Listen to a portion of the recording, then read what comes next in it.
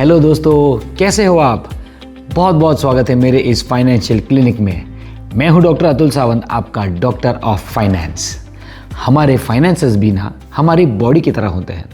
अगर हम इनका ख्याल नहीं रखेंगे तो ये बीमार हो जाते हैं। और अगर आपके फाइनेंसेस पहले से ही बीमार है तो क्या करेंगे? चिंता मत कीजिए, मैं हूं ना।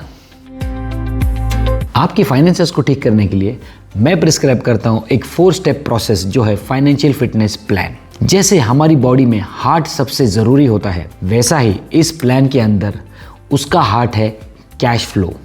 कैश फ्लो मतलब फ्लो ऑफ कैश, यानी कि पैसा जो आपके जेब में आता है और पैसा जो आपके जेब से जाता है, इसे कहते हैं कैश फ्लो।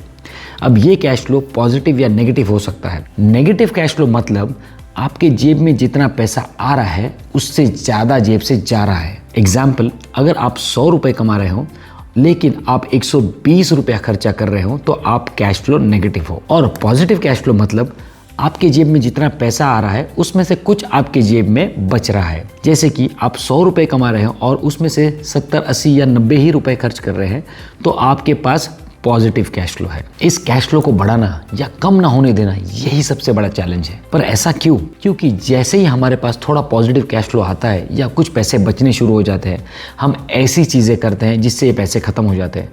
जैसे कि हम लोन ले लेंगे, आईफोन ले लेंगे, टीवी ले लेंगे या कोई ना कोई ऐसा खर्च कर देंगे जिससे ये कैश फ्लो नेगेटिव हो जाता है या पूरी तरह से खत्म हो जाता है। कैश फ्लो पे अगर हमने कंट्रोल कर दिया ना तो आधी जंग तो हम यहीं जीत जाएंगे। इसे ध्यान रखते हुए डिस्कस करते हैं फाइनेंशियल फिटनेस प्लान, जिसमें कुल मिलाकर 4 स्टेजेस हैं और इसे आसान बनाने के लिए मैंने इसे कलर कोड किया है। तो शुरू करें। सबसे पहले रेड लेवल यानी स्टेज -1 यानी नेगेटिव कैश फ्लो। इस स्टेज में हमारे पास पैसे बिल्कुल कम होते हैं, खर्चे बहुत ज़्यादा होते हैं और सपने बड़े बड़े होते हैं। इसी कारण हमारे फाइनेंसेस डेट के आईसीयू में भर्ती रहते हैं। हमें जल्द से जल्द कोशिश करनी चाहिए रेड लेवल से बाहर निकलने की। फिर है ऑरेंज लेवल जो है स्टेज 1 यानी फाउंडेशन स्टेज। इस स्टेज में हमारे पास थोड़े थोड़े पैसे बचने शुरू होते हैं, लेकिन इतने ज़्यादा भी पैसे बचते नहीं हैं क्योंकि हमारे ऊपर लोन और लाइबिलिटीज अभी भी बचे होते हैं। और फिर है येलो लेवल। इस स्टेज में थोड़े और पैसे बचने शुरू होते हैं, तकरीबन 20 से 30% ऑफ इनकम बचना शुरू होता है। अब ये सोचिए यहाँ पे पैसे क्यों बचते हैं? क्योंकि अपने लाइबिलिटीज खत्म हो चुके होते हैं। और इसके बाद फाइनल है ग्रीन लेवल। यहाँ पे पैसे मस्त होते हैं, कैश फ्लो बहुत ही तगड़ा होता है और आपके पास 50% या उससे ज़्यादा पैसे बचने शुरू हो जाते हैं। हर इंसान को कोशिश करनी चाहिए कि उसे ग्रीन लेवल पे पहुंचना है, लेकिन ग्रीन लेवल पर पहुंचने के लिए आपको रेड से शुरुआत करके ऑरेंज और येलो लेवल पार करके ही ग्रीन पे जाना है।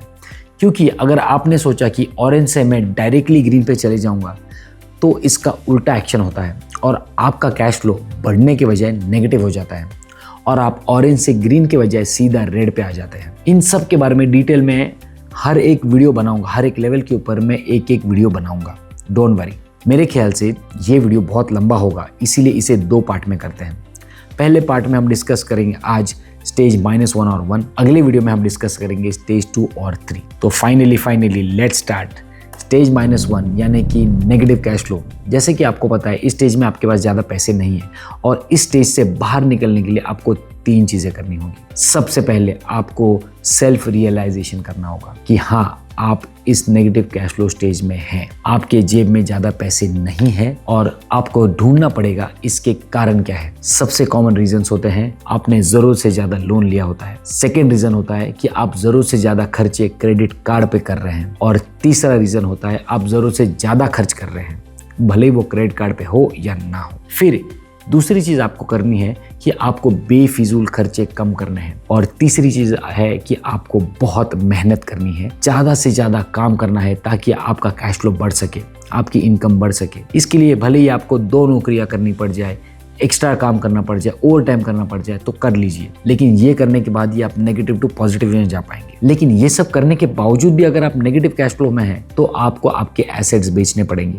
जैसे कि आपके पास अगर कोई फिक्स डिपॉजिट है या कुछ स्टॉक्स या बॉन्ड्स या म्यूचुअल फंड्स है, या अगर आपके पास कोई गाड़ी है या कोई स्कूटर है या कुछ भी है, उसको बेच दीजिए ताकि आप आपकी लाइबिलिटीज खत्म कर सके और नेगेटिव से पॉजिटिव आ सके। फिर नेक्स्ट है स्टेज 1 जो है फाउंडेशन स्टेज। ये स्टेज बहुत ही जरूरी है क्योंकि ये आपके वेल्थ बिल्डिंग का फाउंडेशन है। सोचिए आपको फाइनेंशियल वेल्थ का बुर्ज खलीफा बनाना है, लेकिन अगर आपकी फाउंडेशन वीक है तो एक हवा का झोंका भी इसे गिरा सकता है। तो बहुत ही जरूरी है कि आपका एक स्ट्रॉन्ग फाउंडेशन बने। और इस फाउंडेशन स्टेज में कुल मिलाकर 4 स्टेप्स हैं। सबसे पहले मेडिकल इंश्योरेंस। हर इंसान को अपने फाइनेंशियल जर्नी में मेडिकल इंश्योरेंस से शुरुआत करनी चाहिए, क्योंकि अगर आपके पास मेडिकल इंश्योरेंस नहीं है और आप सीधा इन्वेस्ट करने लग गए और ऐसा कुछ हो जाए कुछ सालों बाद कि जिसके कारण घर में कोई एक्सीडेंट हो गया या कोई बीमारी हो गई या आपके रिलेटिव कोई बीमार हो गए या कोई पेरेंट्स बीमार हो गए, तो ऐसा हो सकता है कि आपको आपके किए हुए सारे इन्वेस्टमेंट्स या डिपॉजिट्स या फिक्स डिपॉजिट्स तोड़कर उसके इलाज में यूज करने पड़ेंगे। और ऐसा करने से आप ऑरेंज लेवल से सीधा रेड लेवल पे पहुंच जाएंगे और आपका कैश फ्लो और आपकी की हुई सारी मेहनत पानी में मिल जाएगी। तो इससे ना होने के लिए आपको शुरुआत करनी है मेडिकल इंश्योरेंस लेकर। फिर है स्टेप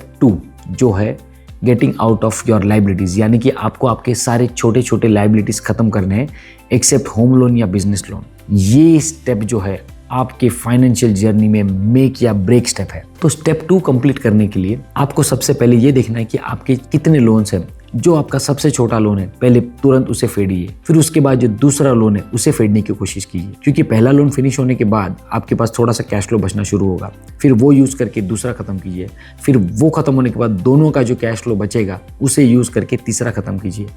और फिर जैसे ही आपके सारे ये लोन्स खत्म हो जाएंगे आपके पास एक्चुअल पॉजिटिव कैश फ्लो आना शुरू होगा। फिर है स्टेप 3 यानी इमरजेंसी फंड। इमरजेंसी फंड होना चाहिए आपके पास कम से कम 3 से 6 महीने का, और ये खत्म करने के लिए आपको 6 से 12 महीने भी लग सकते हैं। लेकिन जैसे ही आपका इमरजेंसी फंड रेडी होगा आपकी ऑरेंज लेवल कंसोलिडेट हो जाएगी और आप ऑरेंज से रेड लेवल पर तुरंत नहीं जाएंगे। इमरजेंसी फंड लेना आपके लिए एक फर्स्ट एड बॉक्स है या आपके फाइनेंशियल जर्नी की रेलिंग है जो आपको रेड के खाई में गिरने से बचाती है। तो इसे जरूर बनाइए। और फाइनली फाउंडेशन स्टेज में लास्ट स्टेप है स्टेप 4 जो है टर्म इंश्योरेंस। टर्म इंश्योरेंस आप अपने खुद के लिए नहीं ले रहे हैं, टर्म इंश्योरेंस आप ले रहे हैं अपने फैमिली और अपने एसेट्स को प्रोटेक्ट करने के लिए। ये सोचिए कि अगर आप नहीं रहे तो आपकी फैमिली कैसे मैनेज करेगी। वो भले किसी भी लेवल पे रहे, ग्रीन पे, येलो पे या ऑरेंज पे, अगर आप नहीं रहे या पैसे कमाने वाला आदमी चला गया तो वो किसी भी लेवल से सीधा रेड लेवल पे आ जाएंगे। और ये ना होने के लिए आपके पास टर्म इंश्योरेंस होना बहुत ही जरूरी है। और टर्म इंश्योरेंस कैलकुलेट करने के लिए बहुत ही सिंपल फॉर्मूला है जो है आपकी एनुअल इनकम इंटू 18। मान लीजिए आपकी एनुअल इनकम 10 लाख है तो 10 lakh into 18 is equal to 1.8 crore. उतने अमाउंट का आपको टर्म इंश्योरेंस लेना है। और इसका एक और फॉर्मूला भी है, आपके एनुअल एक्सपेंस इंटू 22।